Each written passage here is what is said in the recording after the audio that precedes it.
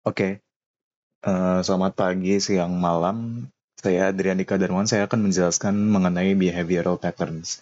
Nah, untuk kata behavioral patterns ini, yang pertama kita untuk memento. Memento ini adalah implementasi yang digunakan untuk perilaku sebuah kode sebagai perilaku objek aslinya yang mengatur komunikasi antara objek dan masukan objek ini itu behavioral patterns itu kategori yang memastikan agar semua objek yang berkomunikasi itu berinteraksi secara efektif. Contoh implementasinya untuk Memento saya gunakan snapshot, dan di Memento ini kita bisa dapatkan untuk kelas editor, kita buatkan sini private string content dan public void set content.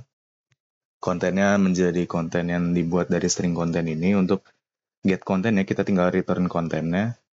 Karena konten ini private, kita gunakan getter dan setternya. Untuk create snapshotnya kita buat snapshot baru dari konten tersebut. Dan untuk restore kita bisa gunakan snapshot tadi untuk didapatkan kontennya sehingga bisa kita pulihkan. Untuk kelas snapshotnya ini private yang bersifat string content. Untuk public snapshot yang isinya string content kita kembalikan konten. Dan untuk public stringnya kita gunakan getter. Lalu di mainnya kita dapatkan editor, new editor. Untuk set kontennya versi 1 kita gunakan editor.createSnapshot. Untuk create snapshot ini nanti dia dapatkan dari pembuatan snapshot baru yang nanti isinya adalah konten. Nah, untuk set konten versi 2 ini konten terbarunya, yang berarti konten yang lamanya dihapus, maka didapatkan konten baru dari get content. Untuk memulihkan snapshot tadi kita bisa gunakan restore snapshot. Nanti kita memulihkan kontennya dengan get content yang baru yang sebelumnya tadi. Lalu untuk observer ini gunanya untuk mengawasi, ya, untuk mengetrack lah, track record gitu. Untuk interface-nya kita dapatkan misalkan string stock price. Lalu untuk stop observer ini nanti implements observer. Kita buatkan private string name. Untuk stop observer public, kita kembalikan name.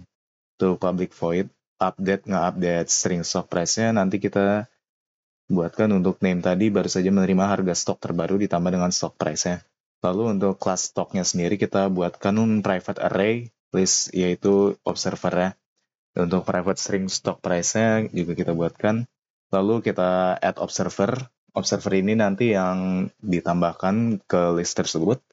Lalu untuk void state stock price-nya misalkan string stock price-nya.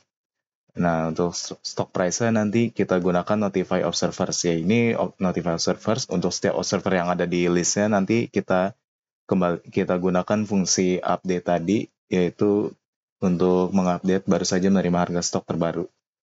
Nah, lalu di main sini kita dapatkan public static void. Ya, untuk stok kita buatkan misalkan stok baru untuk observer, 1 observer, 2 observer.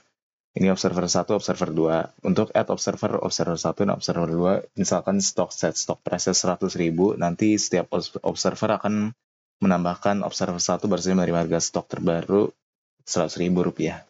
Oke, sekian penjelasan saya. Terima kasih.